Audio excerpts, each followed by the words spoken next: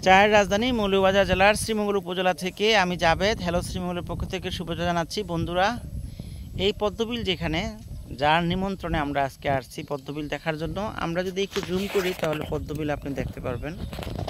তো এই একটু জুম করলাম, দেখুন অনেক পদ্ম রয়েছে, সাদা সাদা পদ্ম। যিনি গল্প লিখতে পছন্দ করেন পদ্মবিলে আসবেন, আপনার মনের কথা এখানে বসে লিখবেন। আমরা যার নিমন্ত্রণে আসছি তার সাথে একটু কথা বলবো, প্লিজ এখানে আসো। এই যে তোমার বাড়ির পাশে পদ্মবিল, হ্যাঁ তোমার বাড়ির পাশে পদ্মবিল, প্রতিদিন অনেক মানুষ আসে, তোমার কাছে কেমন লাগে? আমার কাছে আসলে অনেক ভালো লাগে। আচ্ছা, যে জায়গাটাও সুন্দর, আর এরকম মানে প্রকৃতি প্রেমিক মানুষরা এখানে আসে যে এই পদ্ম ফুলগুলা দেখার জন্য। কয়েকদিন আগে আরো অনেক ভরপুর পদ্ম ফুল ছিল, এখন একটু কমে গেছে। এখন তো আমরা দেখতে পাচ্ছি ঠোনা ফুটে গেছে। ঠোনাটা অনেকে চিনবে না, একটু যদি বলেন ঠোনাটা কি? ঠোনাটা হচ্ছে পদ্ম ফুলটা যে সময় ফুটে, যে সময় ঝড়ে পড়ে যায়, তারপর এখান থেকে একটা ঠোনা বের হয়, ওই ঠোনাটা আবার খাওয়া যায়।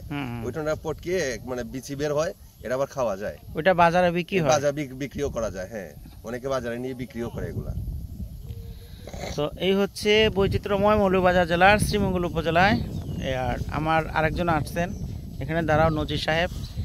তো এই যে পদ্মবিলটা তোমার একদম কাছে, মানে 2 মিনিট লাগে তোমার বাসা থেকে আসতে। তো কেমন লাগছে এখানে এসে? আলহামদুলিল্লাহ, আরো বেশি ভালো লাগছে আপনাদেরকে দেখাইতে পাইরা। আর বিশেষ করে এইরকম পদ্মবিল সব জায়গায় পাওয়া যায় না, আমাদের আশেপাশে আছে, যার কারণে আপনাকে আসার জন্য বলছি। আসছেন, অনেক খুশি হয়েছি। অবশ্যই আপনার ভিডিওর মাধ্যমে যারা দেখতেছেন অবশ্যই আপনারাও আসবেন, ইনশাল্লাহ দেখতে পারবেন। Thank you. তো আমরা এখানে দেখছি পদ্মবিল।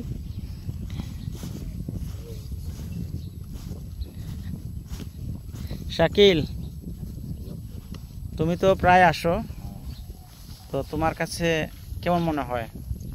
এই জায়গাটা আমার কাছে একটা অনবদ্য জায়গা। আমি যদি বলি যে এই জায়গার সৌন্দর্য কতটুকু, অনেক।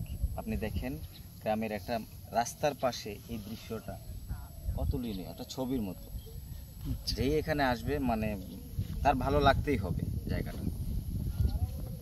Thank you. সুপ্রিয় দর্শক, ভালো থাকবেন, ভালো রাখবেন আমাদের প্রকৃতি।